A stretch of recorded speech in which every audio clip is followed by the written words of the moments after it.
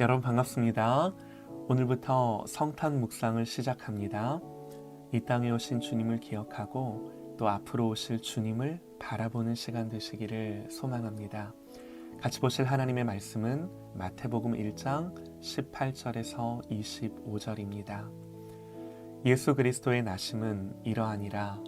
그의 어머니 마리아가 요셉과 약혼하고 동거하기 전에 성령으로 잉태된 것이 나타났더니 그의 남편 요셉은 의로운 사람이라 이를 드러내지 아니하고 가만히 끊고자 하여 이 일을 생각할 때에 주의 사자가 현몽하여 이르되 다윗의 자손 요셉아 내 아내 마리아 데려오기를 무서워하지 말라.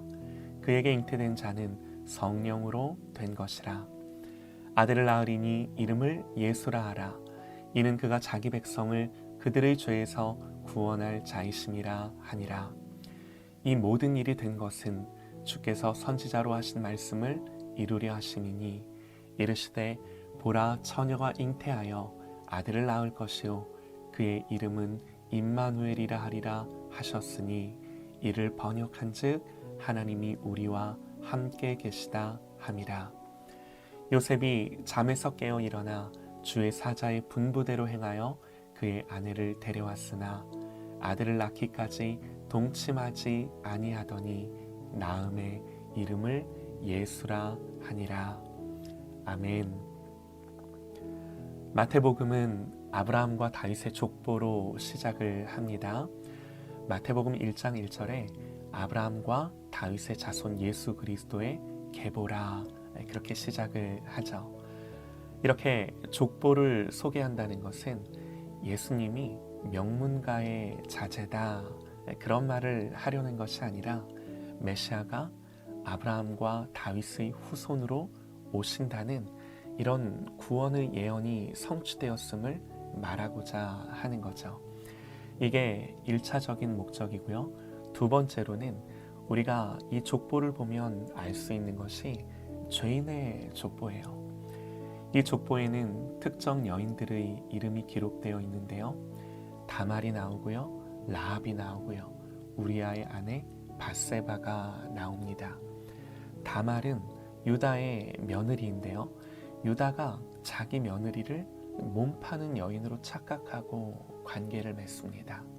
참 입에 담기도 어려운 이야기죠. 라합은 이방 여인이고요. 그리고 밧세바가 나오는데 밧세바라 이름을 붙이지도 않습니다.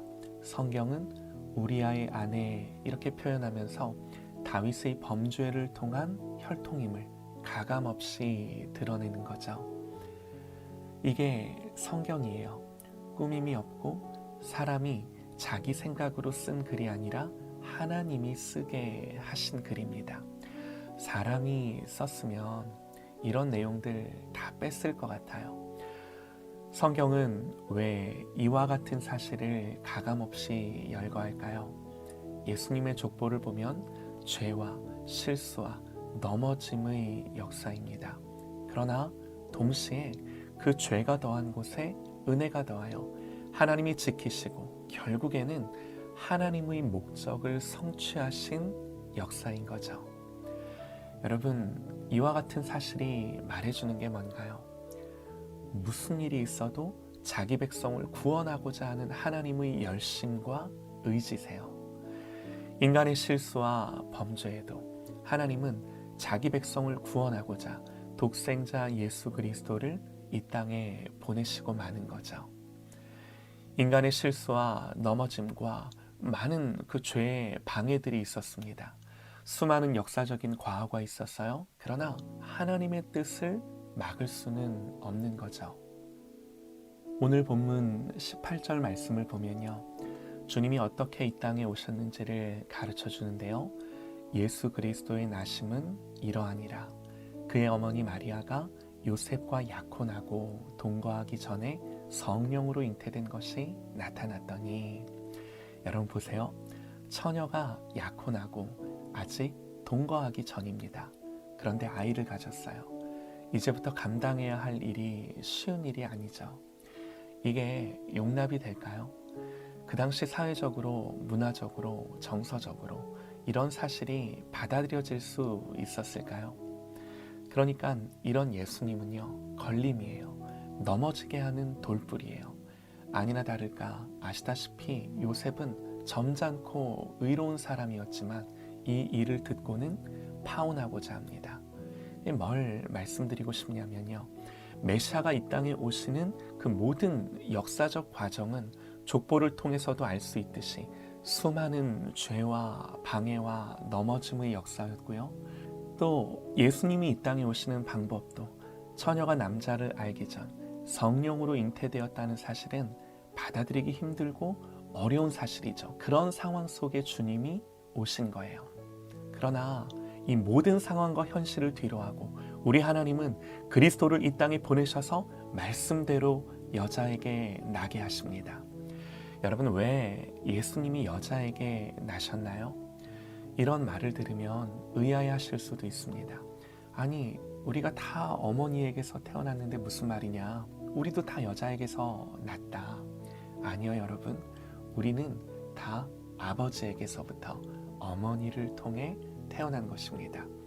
여자에게서 태어나신 분은 예수님밖에 없으세요. 왜 예수님 여자에게서 나셨나요? 왜 예수님을 남자의 후손이 아닌 여자의 후손이라 부르나요? 우리 예수님은 죄가 없으세요. 로마서 21장은 이렇게 기록을 합니다. 그러므로 한 사람으로 말미암아 죄가 세상에 들어오고 죄로 말미암아 사망이 들어왔나니 이와 같이 모든 사람이 죄를 지었으므로 사망이 모든 사람에게 이르렀느니라. 무슨 말인가요? 여기서 한 사람은 아담을 가리킵니다. 아담의 불순종으로 죄가 세상에 들어왔고 죄로 말미암아 사망이 들어왔고 그러므로 아담 아래에서 태어난 모든 사람이 죄를 지었으므로 모든 사람에게 사망이 이르게 되었습니다. 그런데 우리 예수님은 아담의 혈통과는 관계없이 성령으로 잉태되어 이 땅에 태어나셨어요. 여러분, 왜 하나님이 사람이 되셨나요? 빌립보서 2장입니다. 그는 근본 하나님의 본체시나 예수님은 하나님이세요. 하나님과 동등하세요. 그러나 하나님과 동등됨을 취할 것으로 여기지 아니하시고 오히려 자기를 비워 종의 형체를 가지사 사람들과 같이 되셨고 사람의 모양으로 나타나사 자기를 낮추시고 죽기까지 복종하셨으니 곧 십자가에 죽으심이라. 여러분, 하나님은 죽으실 수 없으세요. 반드시 사람이 되셔야만 죽음을 경험하십니다. 죄의 삭은 사망입니다. 이 사망의 죄값을 지불하시기 위해 사람이 되셔서 죽음을 맛보셔야 했기에 하나님이 사람이 되셨습니다. 그러나 죄는 없으세요. 그래서 하나님은 창세기에서 아담이 범죄했던 바로 그 순간에 내가 너로 여자와 원수가 되게 하고 내 후손도 여자의 후손과 원수가 되게 하리니 여자의 후손은 내 머리를 상하게 할 것이요 너는 그의 발꿈치를 상하게 할 것이니라 말씀하십니다. 그래서 오늘 말씀 22절 23절입니다. 이 모든 일이 된 것은 주께서 선지자로 하신 말씀을 이루려 하심이니 이르시되 보라 처녀가 잉태하여 아들을 낳을 것이요 그의 이름은 임마누엘이라 하리라 하셨으니 이를 번역한즉 하나님이 우리와 함께 계시다 함이라. 우리 하나님은요 말씀하시는 하나님이십니다.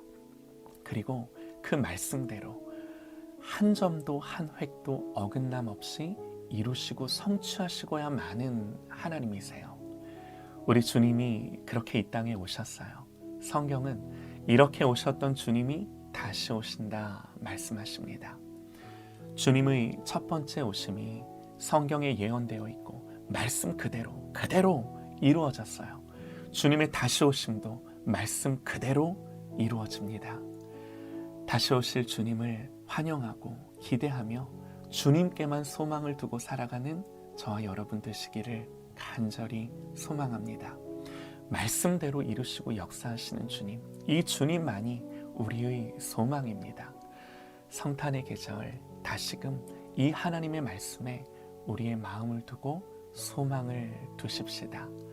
오늘 하루도 말씀대로 이루신 주님을 바라보며 기쁨으로 승리하는 저와 여러분 되시기를 간절히 소망합니다.